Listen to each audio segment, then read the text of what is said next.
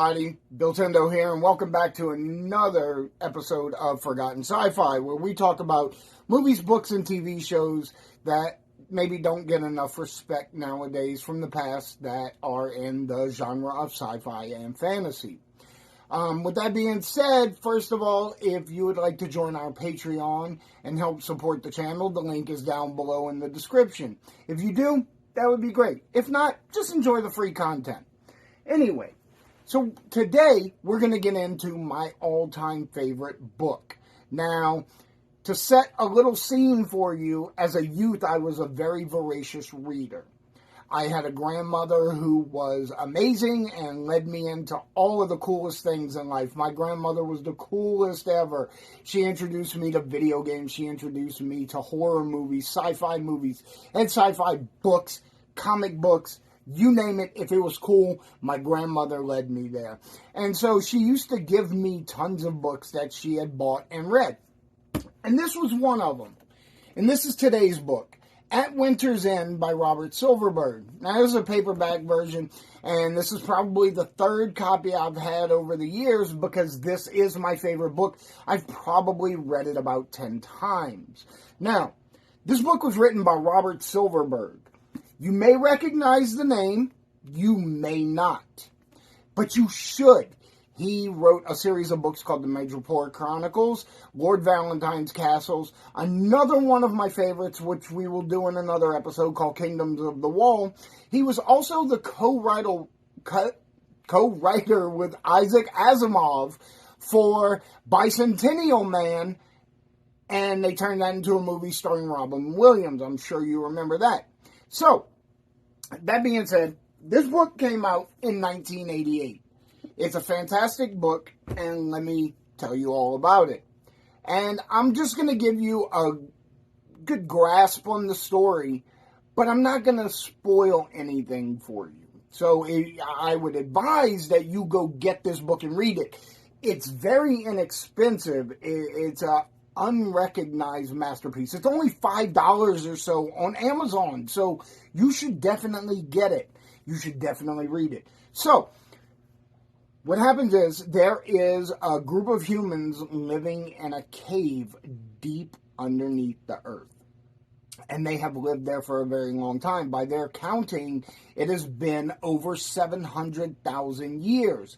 And they refer to the Death Stars falling, which seems to be could have been comets, and it created the new ice age. And that's what they call the long winter. And it lasted, 700,000 years or so, close to 1 million.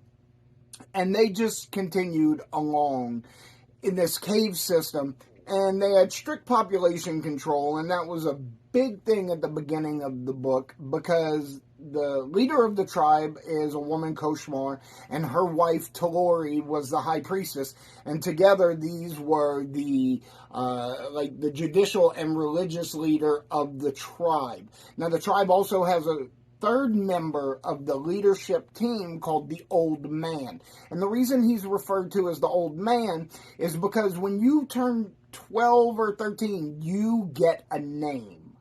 You don't really have a name before that. You just have a name that is given to you at birth. And the story focuses on Resh. And they call him Resh full of questions because he is a very studious child. He wants to know everything. He asks questions about everything.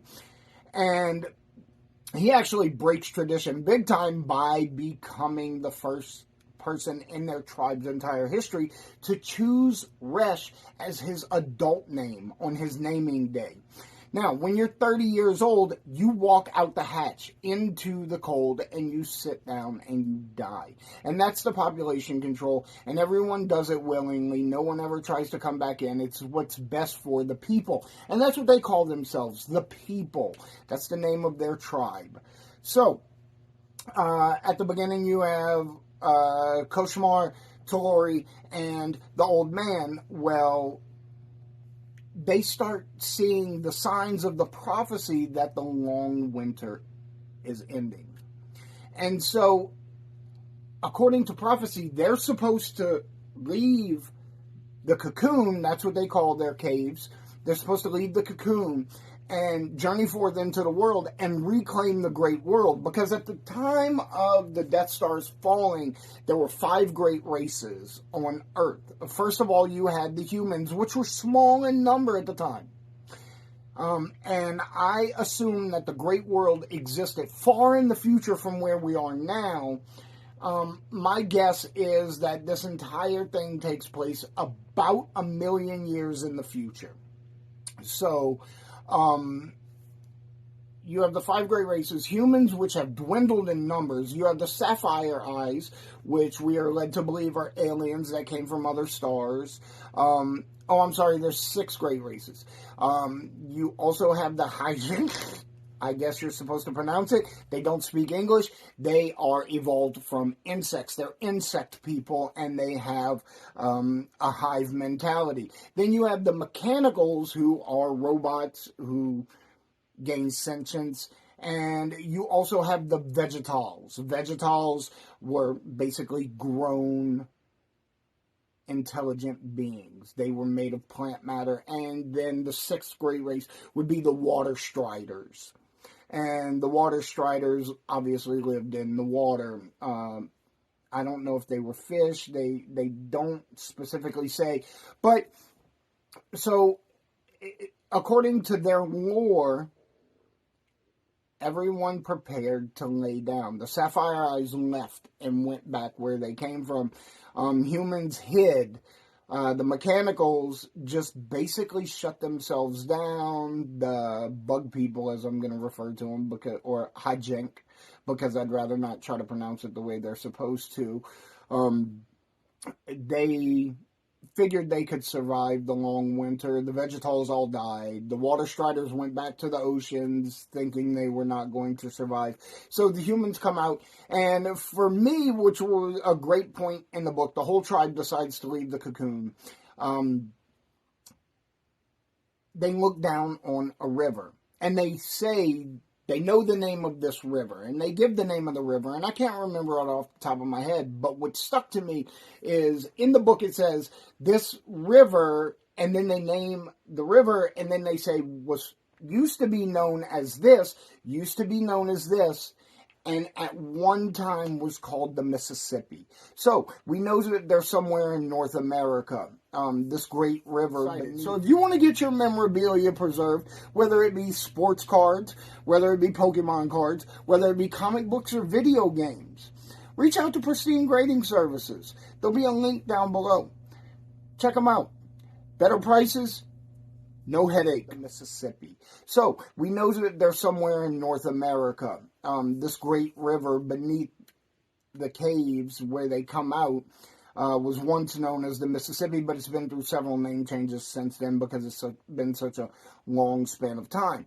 Now, they decide that they're going to reclaim the great world, and to do that, they're going to reclaim the greatest city ever. And the humans will re-inhabit the great city of Venjabaniza. I think I got that right. I can't find record of it anywhere, so I don't know. But Robert Silverberg writes in such a style that his whole motif here is about people going out into the world, experiencing true freedom for the first time, and making your way in life with no map. These people knew what they wanted to do, and they knew basically which direction to go in, but they had no clue how to actually get there or how to accomplish their goals. And Silverberg writes a lot like that. He likes to show people overcoming all these obstacles en route to becoming their true selves. And I find that fantastic. And anyway, back to the story. One of the first things that they encounter are these certain type of birds, and they attack the tribe, the people, and they kill the old man, and Resh becomes the old man. Now, Resh is 13 years old, and he's now the old man of the tribe. The old man was always allowed to live for as long as he naturally could, because he was the record keeper. He carried the lore. He knew the stories. He knew all of that. And Resh had been studying with him, and he was the closest thing they had. Because, like I said, he asked a lot of questions. So, they journey across the land.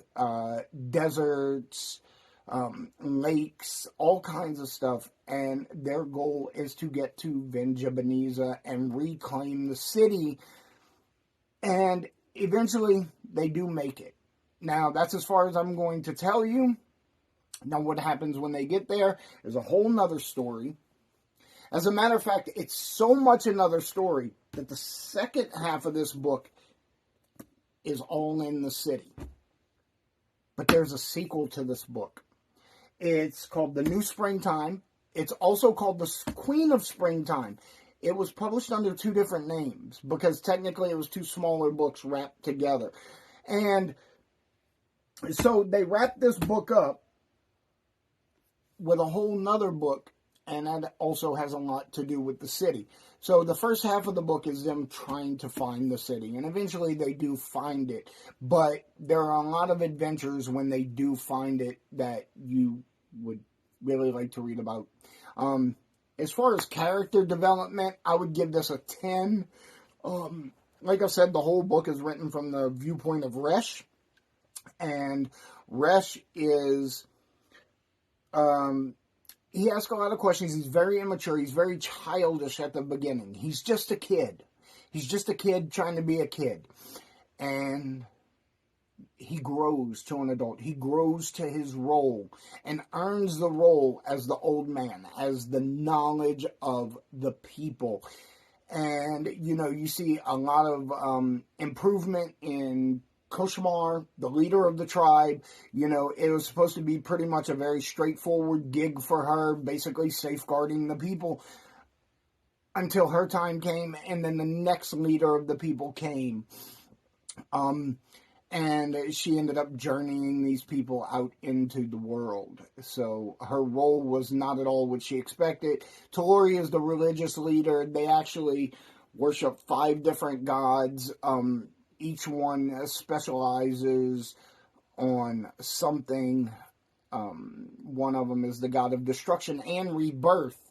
And, you know, things like that. So her position of interpreting the gods' wills is also an area for great growth among her. Now, there are numerous other characters in the book. We get great insight into a lot of other people. But, you know, the 3 main people you're paying attention to is Koshmar, Talori, and Resh. And at the end of the day, like I said, this is my favorite book. It's $5 on Amazon. If you don't have this book, get this book. You are going to love it. I hope I didn't spoil anything. Everybody, have a great day, and I'll see you on the next one.